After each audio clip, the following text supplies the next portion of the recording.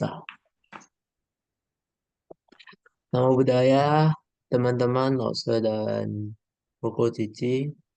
Hari ini kami dari kelompok 28 mahasiswa Universitas Sumatera Utara akan mempresentasikan korupsi dari berbagai perspektif.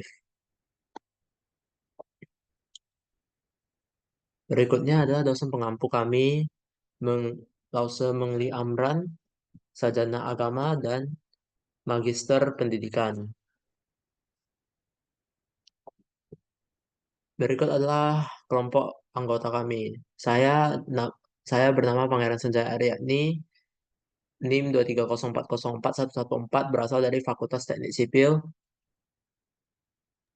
Dan saya perkenalkan, nama saya Deris Diarjo dengan NIM 230502082 dari Fakultas Ekonomi Bisnis Prodi Manajemen. Berikut adalah foto keluarga kami. Yang ada foto di kanan adalah foto keluarga saya dan foto bagian kiri adalah foto keluarga saya dan foto bagian kanan adalah foto wali atau orang tua dari Delis, Delis Diharjo.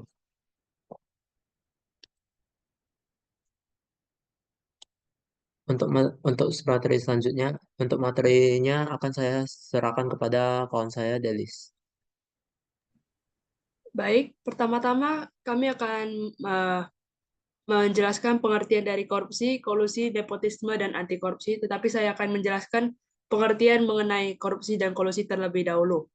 Menurut Kamus Besar Bahasa Indonesia atau KBBI, korupsi adalah penyelewengan atau penyalahgunaan uang negara dalam kurung perusahaan, organisasi, yayasan, dan sebagainya untuk keuntungan pribadi atau orang lain. Definisi lainnya dari korupsi disampaikan oleh World Bank pada tahun 2000, yaitu korupsi adalah penyalahgunaan kekuasaan publik untuk keuntungan pribadi. Sedangkan kolusi adalah pemufakatan atau kerjasama melawan hukum antara penyelenggara negara atau antara penyelenggara negara dan pihak lain yang merugikan orang lain, masyarakat, dan atau negara. Umumnya, kolusi dapat diartikan sebagai bentuk persekongkolan antara dua pihak atau lebih untuk melakukan tindakan yang dapat merugikan pihak ketiga.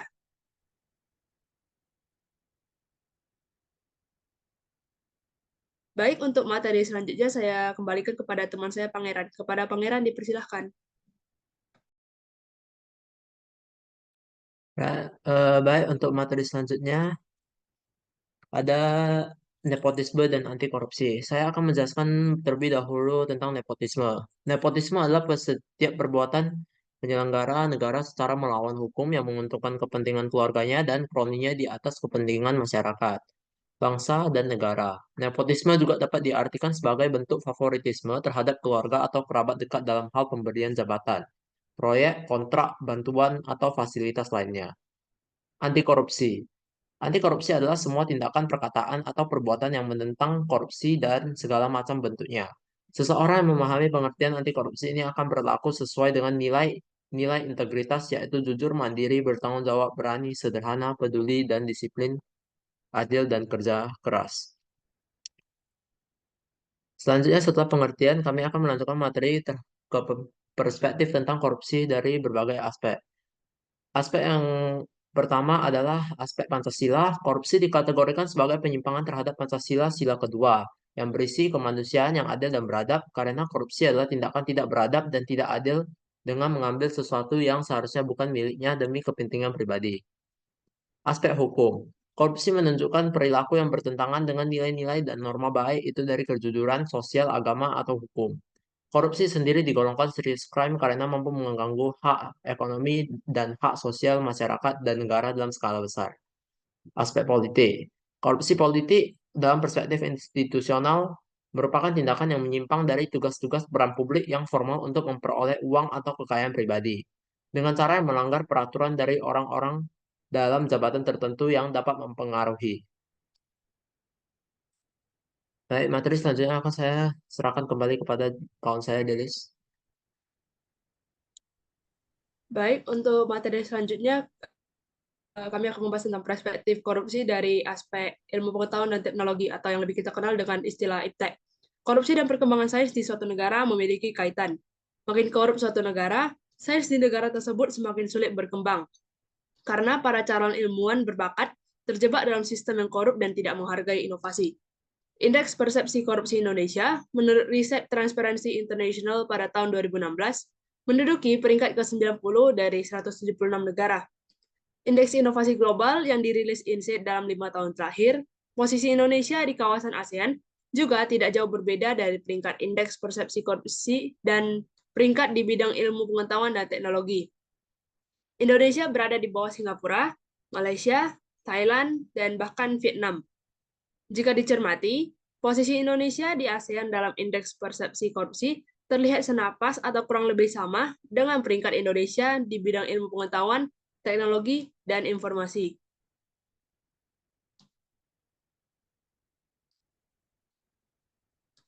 Kemudian kita masuk ke perspektif korupsi dari aspek ekonomi.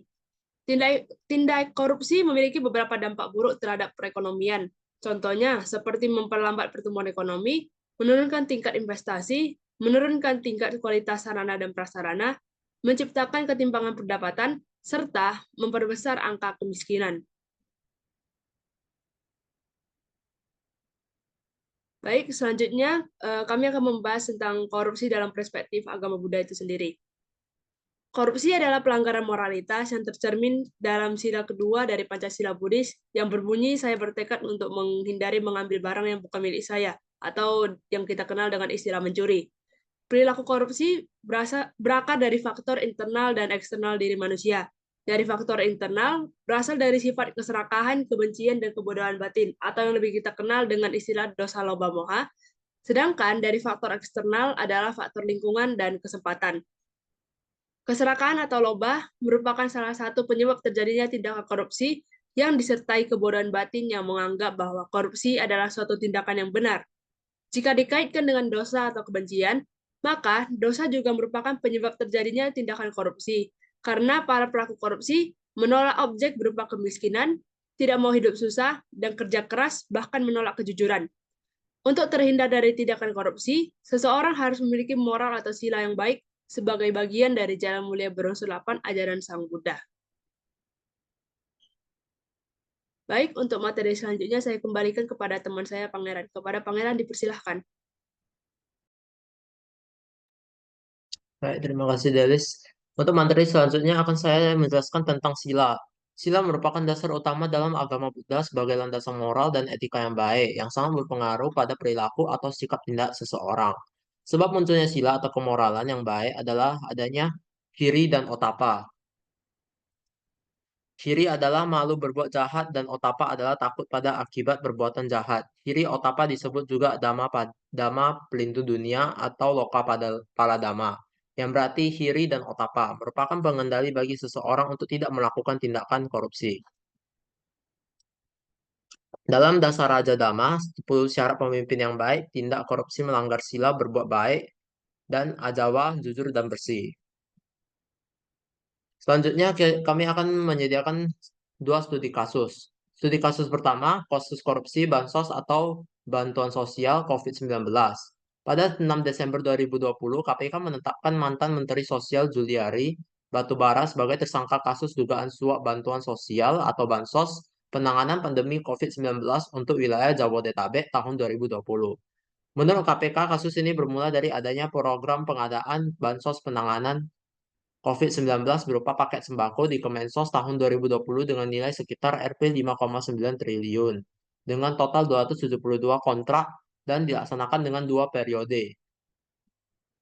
Juliari disangkakan melanggar pasal 12 huruf A atau pasal 12 huruf B atau pasal 11 Undang-Undang UU Nomor 31 Tahun 1999 tentang pemberantasan tindak pidana korupsi sebagaimana telah diubah dengan UU Nomor 20 Tahun 2001 tentang perubahan atas UU Nomor 31 Tahun 1999 tentang pemberantasan tindak pidana korupsi Jo Pasal 55 Ayat 1 ke 1 KUHP.